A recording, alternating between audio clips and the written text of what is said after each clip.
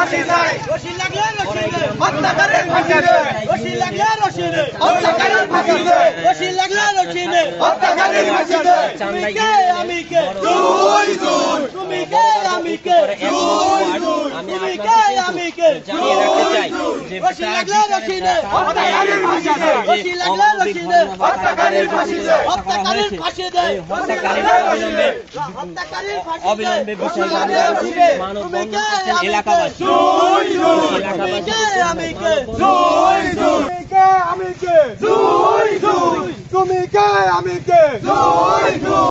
আজকে আমরা এখানে উপস্থিত হয়েছি অনেক হৃদয় বিদারক একটা ঘটনা ঘটেছে তার জন্য।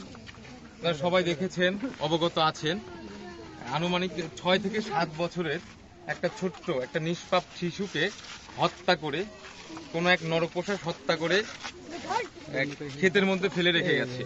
এটা কোনো সুস্থ মানসিক হৃদয়ের মানুষের কাজ হতে পারে না। যে হত্যা করেছে এই ছোট্ট বাচ্চার সাথে কারোর কোনো শত্রুতা থাকতে পারে না।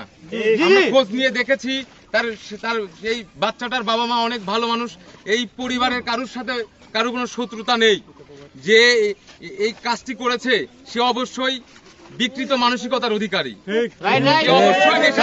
অবশ্যই নেশাগ্রস্ত কেউ, কিংবা অবশ্যই কোনো নরপোষাস কোনো ধর্ষকের কাজ এটা। আমরা দেখেছি তার মুখে এসিড লেগে আছে, যা দেখে আমরা আমাদেরকে ধরে রাখতে পারতেছি না। এই রকম কাজ এর আগেও বাংলাদেশে ঘটেছে। আমরা কিছুদিন আগে দেখেছি আছিয়ার হত্যা নিয়ে, আছিয়াকে হত্যা করা হলো, তার বিচার এখনো হয়নি। কিন্তু আমি স্পষ্ট করে বলতে চাই, বৈষম্য বিরোধী ছাত্র আন্দোলনের পক্ষ থেকে স্পষ্ট করে বলতে চাই পাবনা জেলার পুলিশ প্রশাসনকে, স্পষ্ট করে বলতে চাই নাটোর জেলার পুলিশ প্রশাসনকে, 24 ঘন্টার মধ্যে এই হত্যাকারীকে ধরতে হবে, দৃষ্টান্ত শাস্তি দিতে হবে। এই হত্যাকারীর দৃষ্টান্ত শাস্তি না দেওয়া পর্যন্ত আমরা থামবো না। আমরা পুলিশ প্রশাসনকে 24 ঘন্টা সময় দিচ্ছি।